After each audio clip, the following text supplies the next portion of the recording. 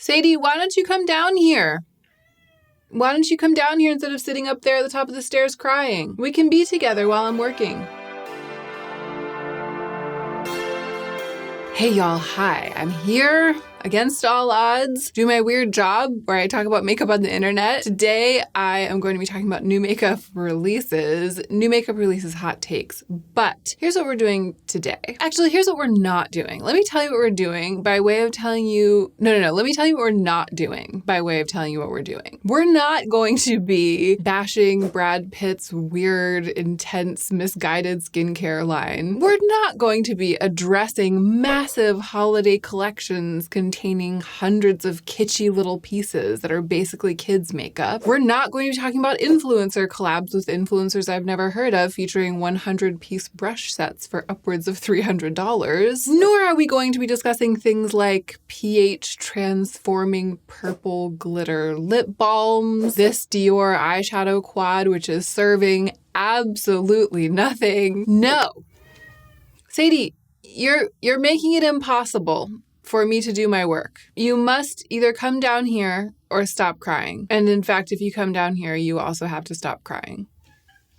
You can come in. Today, we are only going to be discussing quality pieces of makeup that are new to the market or that have been recently announced. Things that interest a person who has a passionate love of makeup, a willingness to spend some of her budget every quarter of the year or so on new makeup, but who overall has a quality over quantity approach to beautiful things, i.e. me. And what's more, today, I'm going to be discussing these things not as a reviewer, but as a consumer. Often when I do new makeup releases hot takes, I'm like, if I wasn't a makeup reviewer, I wouldn't consider it, but since I am, maybe I'll review it. I'm often towing that line. I've been doing so many makeup reviews lately, I feel like I'm kind of at my limit for thinking about what I might buy for review. I don't feel like looking at any of these new releases through that lens. I just want to look at them as a person who sometimes spends some of her own money on makeup and talk about whether or not they're tempting me and whether or not I'm going to buy them. If this is your first time to my channel, then welcome. I'm so glad you clicked on this video. I'm Hannah. I really love makeup. I'm fascinated by trends. I like to follow them and pay attention to what's new to the market, but I'm always looking at them through the lens of someone who doesn't want to overspend on makeup and who doesn't want to encourage overspending. If you enjoy this, I hope you will subscribe before you go if you're not subscribed. And now let's go ahead and get into the meat of the video. Oh my gosh, quick plug before we start. I'm so glad I didn't forget this. I just found out that my friend and mentor, Julia Frodal, is going to be doing a special class this winter about dream tending. I've been working with Julia for a while now, and I found her to be a really special and intelligent guide to the inner life. And I'm actually not going to hold forth and talk about what's great about her right now because this kind of video tends to get kind of long. I'm just going to link the dream tending immersion at the top of the description box. And I'll tell you, I'm going to take it. I would love it if some of you would join it so we could all be in the class together, like a community adjacent to this community. The class is about tending to your dreams, but it's really about understanding yourself better and getting to know your true self better through your dreams. If that sounds interesting to you, definitely click through and check it out. Okay, let's talk about makeup. We're going in reverse chronological order as I often do. I like to just click on the Trend Mood One Instagram account, which posts about new makeup, and scroll through from the most recent to the least recent until I hit the things that I talked about in the last new makeup hot takes video. And again, this time I'm just talking about things that actually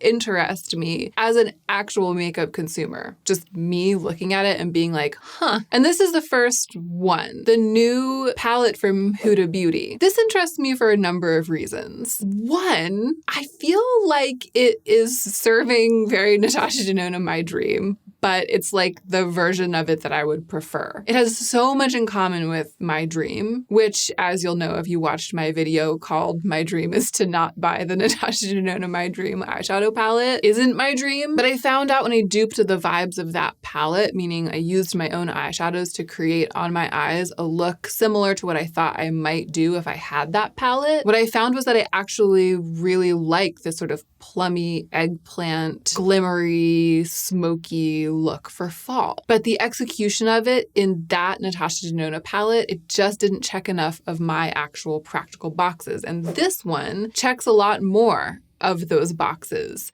For example, there are two really shiny, flaky looking golds in here, but the really shiny, flaky gold in the Natasha Denona My Dream palette was like that copper orange shifting yellow gold that I don't like. And one of these looks like it's so yellow as to be almost a little bit chartreuse, which I do like. And the other one looks more bronze, which I love. So it's like the same idea, but executed in a little bit more Hannah of a way. This one also has a really dark black, and it has 2 shades of dark matte eggplant. Those are things that I liked about the Natasha Denona My Dream palette. It also has some amazing looking, are they glitters? Crushed flake shades, bold moves, looks like it has little particles of silver and gold and copper all mixed together. I love that. I love a mixed metal moment. I love a multicolor mica shadow moment. I just am dying to touch that. I feel like this palette would allow me to do a lot of the same looks that I would enjoy doing with the Natasha Denona My Dream palette, but I'm much more attracted to it visually, and many more of the shadows are shadows that I would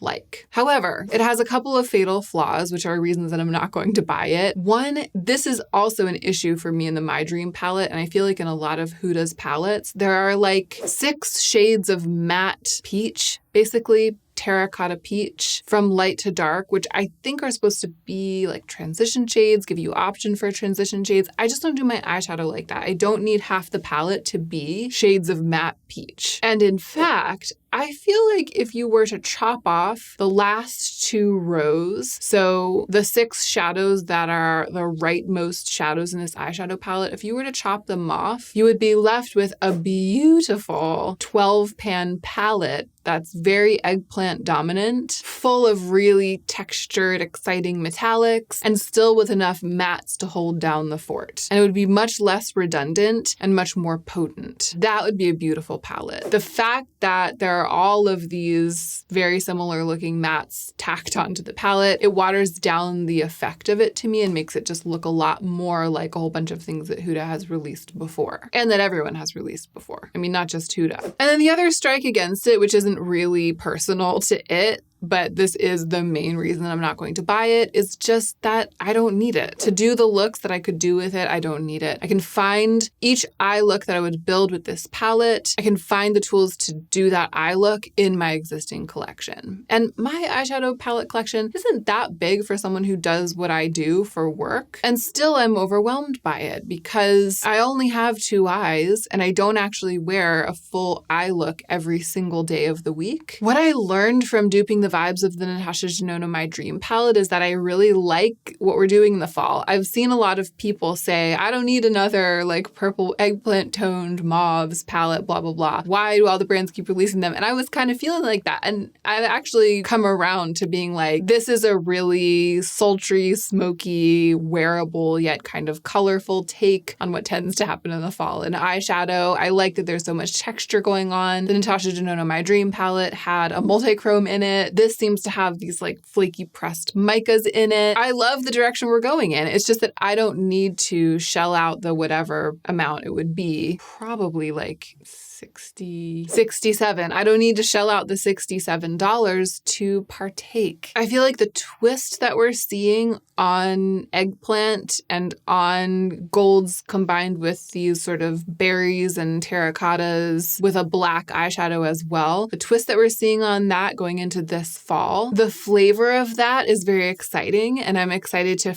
get my hands on it. But it's not as though the individual colors that make up that color story are so unique or hard to find or elusive or rare or never before seen that one needs to make a purchase to acquire them. A very convenient trend, actually, all things considered. Unique? Final thoughts on this palette. We love to see it, is what I'm trying to say. I like it, and I think I would probably like using it. But that's not enough for me. I'm not going to buy it. I'm just going to continue to be inspired by it.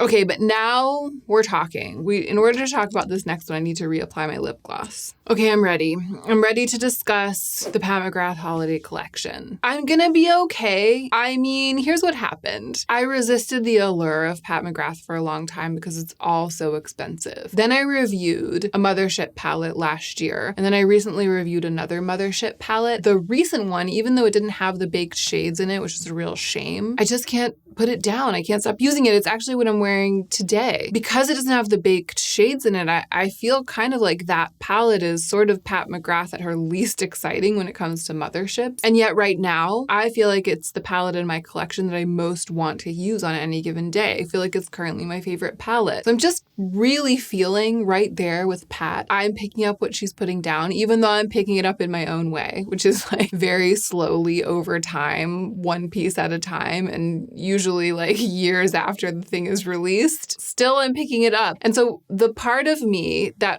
really just loves makeup for its own sake, like again, not the makeup reviewer part, but the part of me that's like viscerally excited by this genre of art supplies that got me into this gig in the first place. That part of me is right now kind of having a Pat McGrath moment and spending a lot of time in her little corner of my brain being like, I wonder what Pat McGrath blush is like. I wonder what Pat McGrath's lip products are like. Maybe we should spend some of our budget on some more Pat McGrath eyeshadow because we're enjoying it so much. I'm just a bit sucked in. And then she swoops in and delivers a very well-balanced and extensive holiday collection, I think. And here's why I say that. Where do I even start? Eyeshadow-wise, we've got a big palette that is colorful. It's like a rainbow palette, but it's not all mattes, is it? I think it has a little bit of texture in it. And then we have these two smaller ones, which are more neutral. And of the two smaller ones, one is very warm and one is very cool. So that's just really smart. That is casting a wide net upon us. Who among us will escape that net is what I'm asking myself over here. Beautiful job with the eyeshadow selection here for this holiday collection. Then when it comes to the face powders, they have that embossing. And I feel like that embossing is kind of new this year. Like Pat McGrath has been embossing her powders and catching everyone's eye. And I didn't buy any of those embossed blushes when they were first released. Again, because I'm not over here reviewing everything that's released, buying everything that Pat McGrath releases. I'm sort of just biding my time and waiting, but it kind of stuck in my mind. You know what I mean? Because they're distinctive, really, really beautiful. And I think that they were pretty well received. And so to come back with face palettes with the embossing and then these individual, are they highlighters? Yeah, Divine Blush and Glow cheek palettes. Nude Venus. It looks so pretty to me. And yes, the highlighters are Sublime Skin highlighters. Of the two matte lipsticks that have been released, the classic red looks beautiful, but I have reds that work really well, so I don't need to consider that. But the other one, Nude Venus, is a new color and it's being called Nude Coral. Nude Coral? Are you kidding me? I feel like that was designed to make me want it. I love like a brick nude, a red nude, and the idea of a coral nude.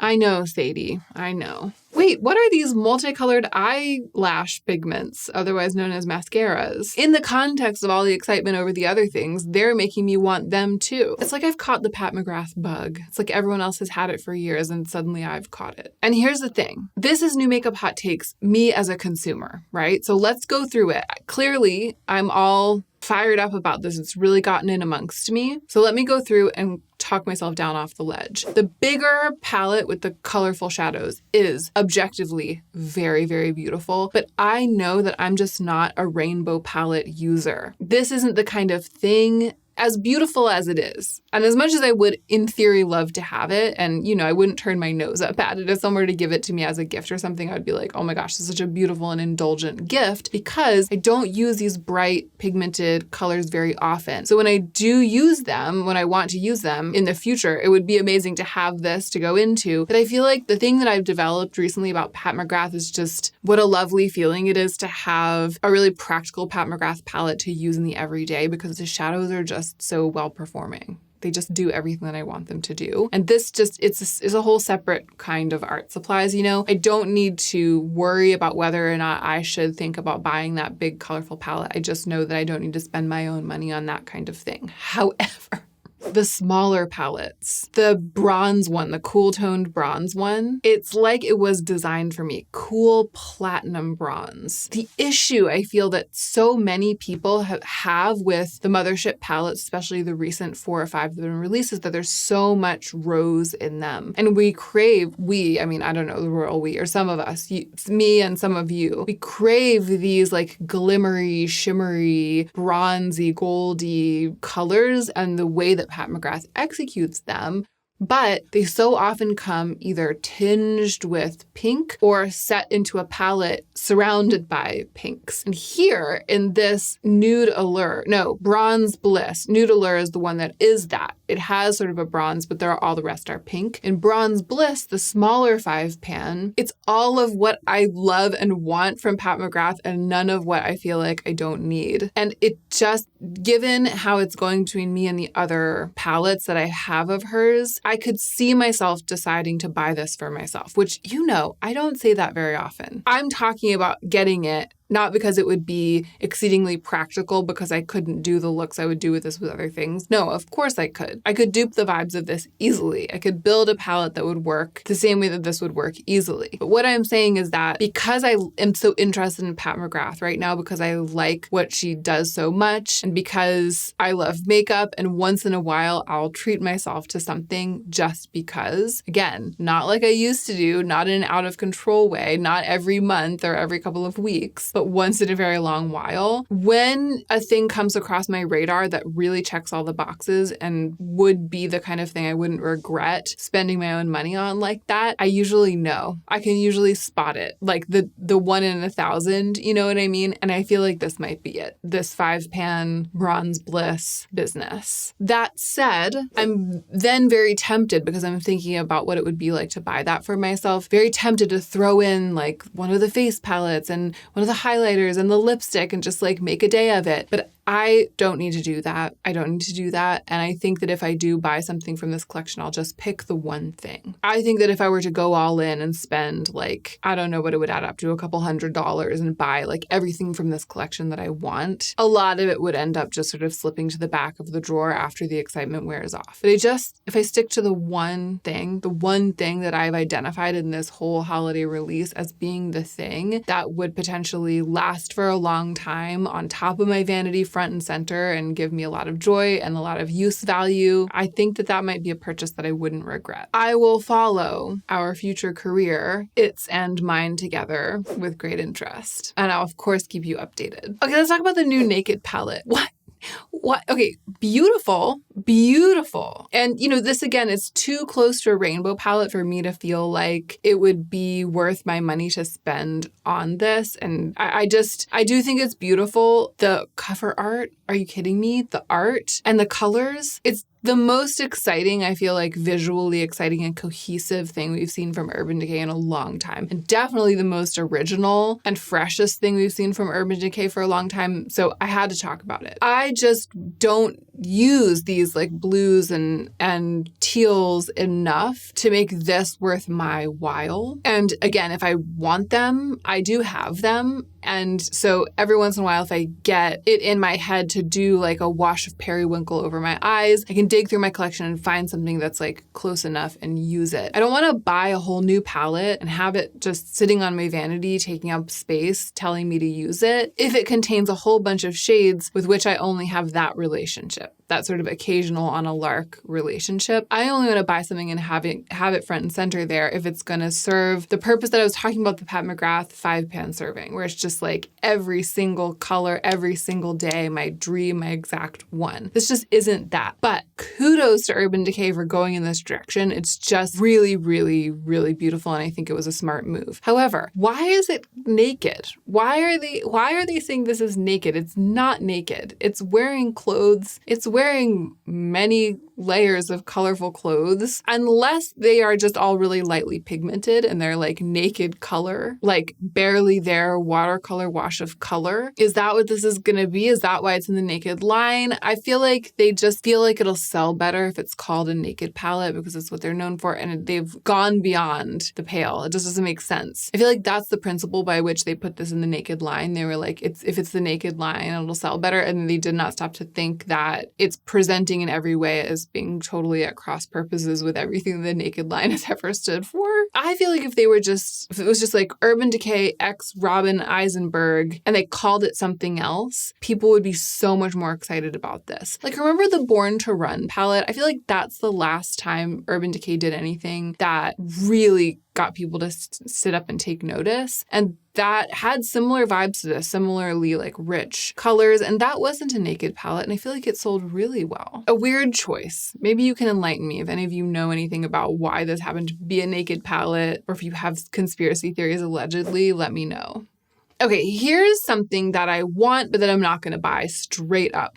And I'll tell you all my feelings. The Hourglass, these like Hourglass ambient lighting palettes. I feel like Hourglass has finally gotten it together and realized what the people want. One, a wider shade range, right? More flexibility in the shades so that more people can actually use what they sell. Two, cheeky, beautiful, ornate packaging. I mean, this is a real step forward for them in terms of, what do I want to say? Market research, like understanding where we're kind of all vibing right now, what feels interesting to us, what feels different, what feels collectible and covetable. These beautiful illustrated animals are it, and they nailed it. But the thing that really got me was when I read that this is customizable. You can go on the Hourglass website, I think, and you can build your own. You can build your own. I mean, for a face palette like this, that is what we have been needing all of these years. Not just from Hourglass, but from everyone. For example, for me, because I'm pale, whenever these face palettes release like this, the ones that have the highlighters that work for me also have blush colors, these like bright pink blush colors that I don't want. It's always the deeper palettes that have those like dusky terracotta blushes that are the colors that I love, because I'm pale olive, right? I love the brown leaning blushes, the old gum blushes. I love those really sort of rusty, bronzy colors, but highlighters have to be champagne and pale for them to work on me. And those two combinations of things are never together in face palettes. But in this case, I'd be able to do it, right? I'd be able to customize with all of the colors that I want. So when I saw that, you don't even know how much I wanted to click through the Hourglass website and just put it together just to like see what it would look like and go through the process of seeing like would I pick the elephant or would I pick the tigers? I mean, we know that I would pick the tigers. The elephant's really cute. But I know that if I do that, it'll just get in amongst me even more. And I don't need one of these palettes of powders. I don't wear powder enough. Actually, I don't particularly like face palettes. I like things to be individual on their own. And I find that palettes of every kind except for eyeshadow, I could love them more than any other makeup that I have, and I just forget. I forget to open them. I forget they're there. They're there. It's something about the way they're stored, the delivery mechanism. The perfect case in point is one of my favorite lip products of all time, the Rouge Powder Lip Palette. I love that thing. I love the way the colors look. I love the way they perform. I love the texture. I love it. And I have it stored with my lip products, and I almost never wear it because when I open my drawer of lip products and I look in, I'm looking for like a lipstick or a lip gloss, and it just never occurs to me to use that product. So I've learned over the years that face palettes like this, they don't get use as they should, and they eventually get decluttered. And that is the main thing that I'm clinging to talk myself down. But the other thing is just money, cost. You know, if I'm talking about spending my own personal money on this, not spending my review budget, not getting it for a review, not getting it as an investment in the channel, but just me, Hannah, with my personal earnings being like, I'm going to lay down the whatever the whatever it is. Yeah, $85. Like, I'm going to lay down most of $100 for a palette like this. I just don't want to spend that much money on a thing like this. I'd rather spend it on something else. So I pulled up the Natasha My Dream eyeshadow palette to talk about it, but I feel like I talked a lot about this when I was talking about the Huda Beauty version, and I also talked it to death in the video Duping the Vibes. So I'm actually not going to dwell on it anymore here. I just included it because I feel like it is one of the things that falls into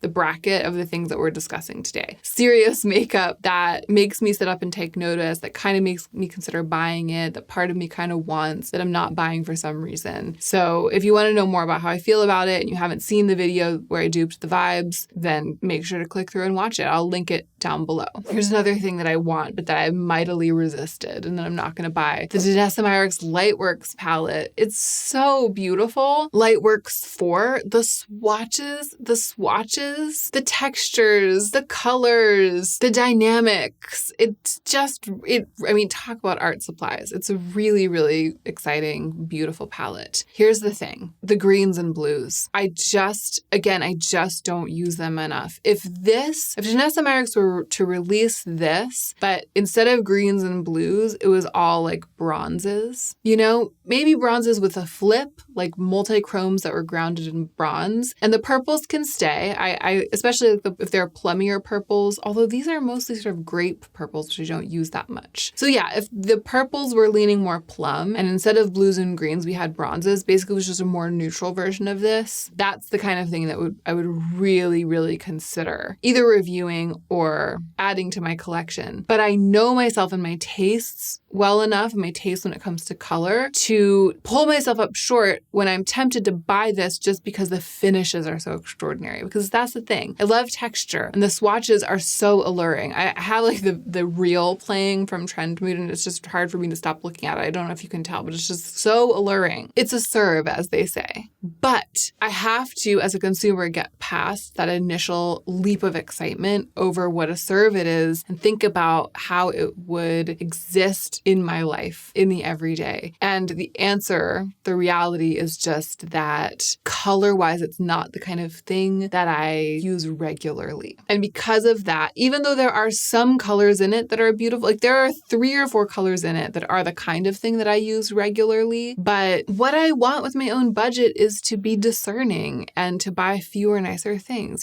So if it's between this and the Pat McGrath 5-pan, that is just like every single of the 5 pans absolutely nailing it right up my alley, I'm going to get the Pat McGrath, because with this, I'd be buying a bigger palette with a whole bunch of other things in it just to get my hands on those couple of interesting bronzes. And I prefer making a more edited purchase where I'm just getting exactly what I want. I'm very intrigued by the Milk Makeup Concealer. Has anyone tried it? This is a new release and it's been out for a while, and it does look like the lightest shade has a little bit of sort of that green neutrality. It says it's medium to full coverage. It says it's hydrating. That's exactly what I like. But I've been reviewing so many complexion products lately, and I'm so happy with a couple that I have that work really well. I think what I'll do is I'll try to swatch this in store. It's on my radar, but I'm not giving into the temptation to just snap it up right away to find out what it's like, because this is the kind of thing it can wait. I don't need to know right now. I can wait until I actually need a new concealer and I'm trying to figure out if I want to buy the same one again or try something new. I can wait until I've swatched it in store, until a lot of different people have tried it and we've learned how it fares over time in people's collections. It's definitely one of the things that's been released lately that's made me dig into it. I've like read the description, I've clicked through, I've looked at some people's reviews, but it's